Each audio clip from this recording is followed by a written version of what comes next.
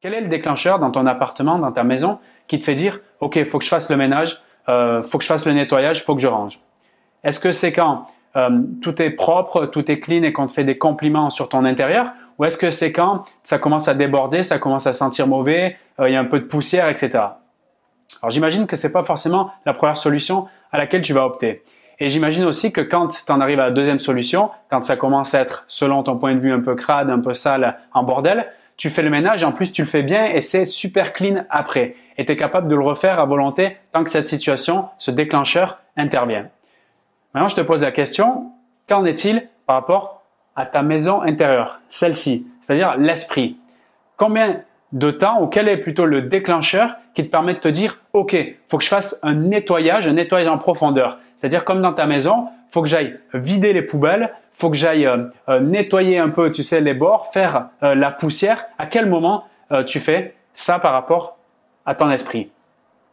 C'est vraiment une question sérieuse que je te pose parce que je me rends compte, tu vois, dans mon expérience quotidienne. Alors tu sais, moi, un de mes trucs favoris, c'est pour moi en fait, le monde c'est un terrain de jeu. C'est comme si tu veux un théâtre à ciel ouvert. C'est-à-dire que du moment où je sors de chez moi, où je vais être en relation avec d'autres personnes, je peux aller faire un trajet en métro, en vélo, à pied, j'ai un rendez-vous, je fais des choses, je travaille, je rentre et dans tout ce trajet-là où je vais voir un tas de personnes, il y aura un tas de situations possibles, je vais commander un thé, plein de choses et tout. À ce moment-là, je vais découvrir plein de choses parce que je vais être confronté, si tu veux, à ce théâtre géant où chacun va amener, si tu veux, son humeur, son expérience, son histoire dans les situations qui vont se jouer dans cette journée, c'est-à-dire soit elle va être relationnelle, soit des situations de communication avec eux-mêmes, soit avec l'environnement au moment de traverser la route. Et en fait, quand je suis dans ces situations-là, j'apprends énormément de choses. C'est comme si j'étais un psychologue social qui faisait des expériences sans aller demander aux gens de les faire. Tu vois, je les fais un peu dans ma bulle comme ça. Mais ça me permet aussi de rentrer dans le monde des gens et de créer des relations. Et pourquoi je te dis ça? Je m'aperçois que dans des moments où je suis très attentif, c'est quasiment tous les jours, j'ai envie de te dire, aux situations typiques de la journée, je m'aperçois que il est plus facile pour les gens de se mettre en mode « Ok, je vais faire bien propre devant chez moi, mon jardin, ma maison, etc. » Et ce qui se passe à l'intérieur, c'est-à-dire à l'intérieur de moi, quoi, dans la personne que je suis, je vais laisser tomber ça, je vais faire le ménage en gros qu'à l'extérieur, que dans l'environnement, que autour, mais pas le ménage intérieur, c'est-à-dire m'occuper de moi sincèrement. C'est ça qui est drôle. D'ailleurs, pour moi, c'est même un indicateur par rapport à ces expériences que je fais, tu vois. C'est que quand tout a l'air bien clean à l'extérieur, par exemple, quand tu as l'air super bien habillé, propre et tout, la barbe nickel, les cheveux bien coiffés, etc. Il y a souvent un truc, tu vois, tu remarqueras, tu me diras, mais il y a souvent un truc à l'intérieur, un machin, tu sais, qui est camouflé, un truc où je suis pas à l'aise avec ça, donc je vais bien coiffer mon truc, tu sais, comme ça va me permettre d'éviter de faire ce rangement à l'intérieur. Parce que oui, ce rangement à l'extérieur, il est plus facile à faire. Alors que faire ce nettoyage intérieur, soulever le tapis, tu vois, pour enlever la poussière qui se situe là-dedans, c'est beaucoup plus difficile. Et je suis totalement d'accord là-dedans, tu vois, parce que moi j'ai fait les deux aussi, donc je t'en parle comme ça après coup. Il y a 10 ans de ça, je pourrais pas faire le malin autant. Mais quand même, je me dis, on a la possibilité à chaque instant de décider comment on va orienter nos pensées, donc nos comportements, et puis après, en fonction des résultats qu'on va avoir, est-ce qu'on sera satisfait, du coup on va continuer dans cette démarche, ou bien peut-être pivoter, se réorienter. Je me dis, c'est dommage quand on a tous ce pouvoir créateur, c'est-à-dire de proposer des choses consciemment, avec envie, de manière délibérée, et qu'on s'en sert pas pour plutôt se mettre dans une position où c'est la faute des autres, c'est l'environnement, je comprends pas pourquoi il y a ça, c'est toujours pareil. Tu vois, moi, aujourd'hui, je peux plus parce que je me dis, chacun là, toutes les personnes que je croise, toutes les personnes que je vois non-stop toute la journée, ils ont un pouvoir incroyable et malheureusement ils n'ont pas cette conscience de s'en servir. Je te jure, c'est vraiment des fois, parce que j'ai toujours cette démarche un peu naturelle, on me le dit assez souvent, de vouloir apporter de l'aide, du conseil et tout ça, et c'est pas tout le temps demandé de la part des gens. Donc aujourd'hui je m'abstiens, sauf quand on me le demande, mais je me dis c'est quand même incroyable. Tu sais, j'avais une scène dans le métro encore hier par rapport à toutes ces expériences sociales. Donc je suis dans le métro, la porte elle s'apprête à s'ouvrir. Tu sais, c'est pas une porte automatique, il faut appuyer sur un bouton pour que la porte s'ouvre. Donc il y a une personne sur ma gauche, un monsieur, et une autre personne sur ma gauche, sur sa gauche à lui, une femme, tu vois, qui a l'air en pleine possession de ses moyens, qui a l'air dynamique, etc. On arrive à la station d'arrêt et la femme regarde le monsieur qui est sur sa droite avec voilà, tu sais, un regard assez fermé. Moi, je ressens une colère, tu vois, directement. Donc, j'imagine qu'il y a des pensées qui cultivent cette colère. Et elle dit au monsieur, vous pouvez ouvrir. t'as remarqué, il n'y a pas trop de s'il vous plaît ni rien, mais normal, à Paris et tout.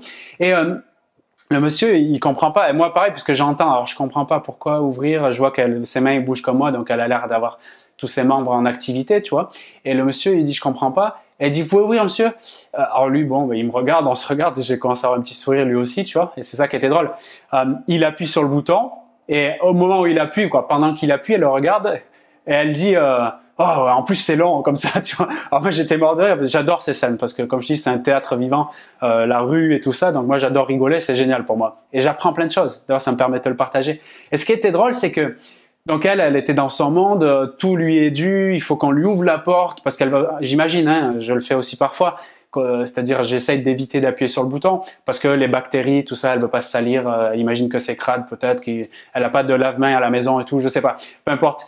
Et peut-être elle a trop utilisé son lave-main pour nettoyer chez elle et du coup elle veut plus laver à l'intérieur. Possible aussi.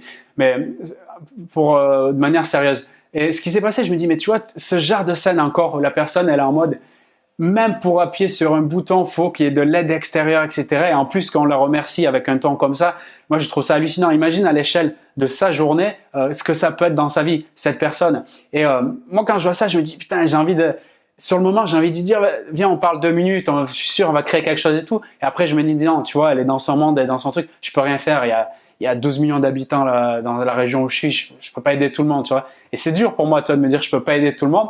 Alors, du coup, je le retranscris comme ça, je viens de te le partager ici. Je me dis, mais qu'est-ce que t'en penses, toi, de cette situation? Je suis pas en train de la blâmer ou quoi, mais pour moi, cette situation précise, c'est l'expression d'un mal-être global, d'une situation vraiment. Pour moi, ça urge, quoi. Il y a vraiment, faut vraiment que cette personne, comme les personnes qui sont dans ce mode-là, se prennent quelque chose dans la figure. Je sais pas, il faut que la poubelle, elle sente trop mauvais pour pouvoir se dire, tiens, je vais changer d'état d'esprit. Je sais pas où t'en es aujourd'hui dans ta démarche d'évolution personnelle, de développement des compétences. Peut-être que ça t'aide de suivre ma chaîne par rapport aux compétences sociales, ton habileté relationnelle, ta conscience émotionnelle. Et c'est super. Mais franchement, si là, j'avais envie de te dire un truc, je sais pas quel type d'ouvrage tu regardes, quelle vidéo et tout, mais s'il y a un truc vraiment qui peut permettre de mieux comprendre les situations, les enjeux, c'est-à-dire les dynamiques de groupe, de compréhension entre les gens, je t'invite vraiment à te renseigner sur, ou même à découvrir des ouvrages sur la psychologie sociale. Tu vas vraiment de comprendre qu'est-ce qui se passe dans la tête des gens, pourquoi on prend telle ou telle décision, pourquoi dans telle ou telle situation on se retrouve à réagir de cette manière et pas d'une autre, et comment on changeait, tu vois. Moi franchement j'ai beaucoup appris, moi ça fait pas mal de temps que je me forme dans ce domaine, mais j'ai vraiment beaucoup appris sur les mécanismes relationnels par l'intermédiaire des travaux donc de psychologie sociale, notamment des travaux de Daniel Kahneman, des travaux de Dan Ariely, des travaux de Robert Cialdini, et entre autres, tu vois, donc c'est des noms que je te livre ici, tu peux aller consulter si ça t'intéresse. Et voilà, c'est le partage que je voulais te faire, pour moi c'était important, et puis c'est dans la lignée, si tu veux, des partages que je fais ici, donc ça te permet aussi de connaître un peu plus comment je vois les choses, c'est aussi le but de ces partages, en espérant que ça a pu t'inspirer. Si tu es encore là, c'est quelque part, il y a quelque chose qui a dû t'alerter ou te passionner. Tu as remarqué, j'ai eu du mal à ouvrir les yeux dans cette vidéo, parce qu'encore une fois, très peu de soleil ici, et quand il y en a, c'est toujours un moment nouveau, donc je m'adapte par le fait de plisser les yeux, avec mes petites origines asiatiques aussi.